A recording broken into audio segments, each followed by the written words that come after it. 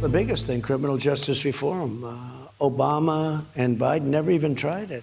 And that was something so important for the black community. They came to me, they wanted it so badly, because it's a very unfair situation. And they came. So unfair to minorities. Especially minorities, and especially black and Hispanic. It's so unfair. And I said, why wasn't this done before? Now, Obama didn't try. If he did, he may come out and say, we did try, but, he didn't get it done. I got it done. People said you wouldn't be able to get it done. I got it done with the help of some very good Republicans. And some Democrats as well. Let's bring in Jerron Smith, the Deputy Assistant to the President and Deputy Director of the Office of American Innovation. As you can see, he is down in Washington. Jerron, good morning to you. Good morning. How are you? Doing okay. So the President was talking a little bit about criminal justice reform, which passed the Congress a while back.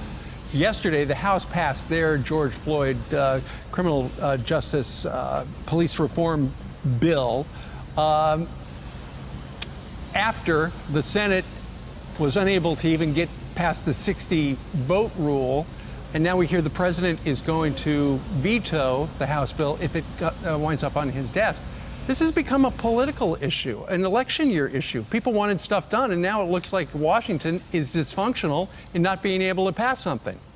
This is exactly right. Originally when the House started negotiating on the bill, the way this usually works is they work in a bipartisan manner. That's how the First Step Act got done. We had bipartisan advocates, and we were able to get a bipartisan process. The same thing in the Senate. There was ample opportunity to really consider the bill, have some bipartisan amendments, and get something that we can get the whole country behind. But instead, the Democrats have chosen to play politics, and that's their whole intent. They never wanted to get something done, and that's unfortunate. And I think the American people deserve a lot better than what they gave us.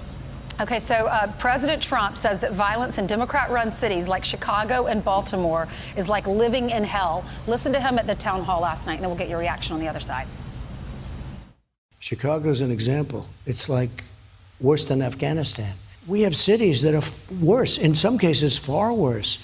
Take a look at Detroit. Take a look at what's happening in Oakland. Take a look at what's happening in Baltimore. And everyone gets upset when I say it. They say, oh, is that a racist statement? It's not a racist. Frankly, black people come up to me, say, thank you, sir, for saying it. They want help.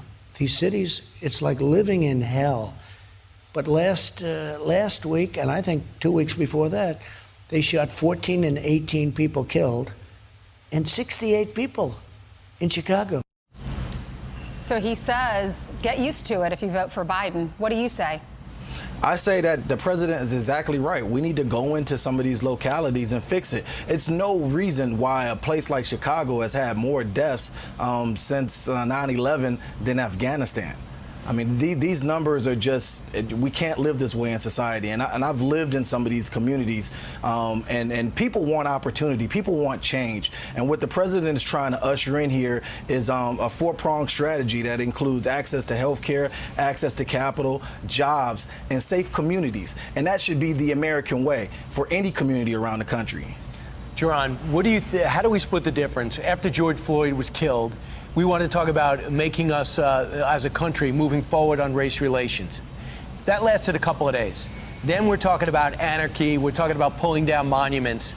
How can we talk law and order, which I think most people are behind, at the same time try to make progress on race relations? Have you talked about that in the Oval Office? Have you talked about that with the president? Right. Well, I mean, look, instead of people setting fires to the cities, they should fire some of their elected officials who aren't being accountable to them. And we're going to hold them accountable because we're going to show up whether they like it or not, because the people want it. You mentioned Chicago, you mentioned Baltimore. We've had advocates on the ground who's reached out to us directly, and they want to do the work. Church leaders, law enforcement officials. With the people wanting to get the help in the partnership, we're going to do what it takes to try to get solutions. And the police executive order that the president signed is a great first step to do it. Well, we know you have a very busy Friday. Jerron Smith, we thank you very much for joining us live today. Thank you, Mr. Smith. Thanks so much. All right.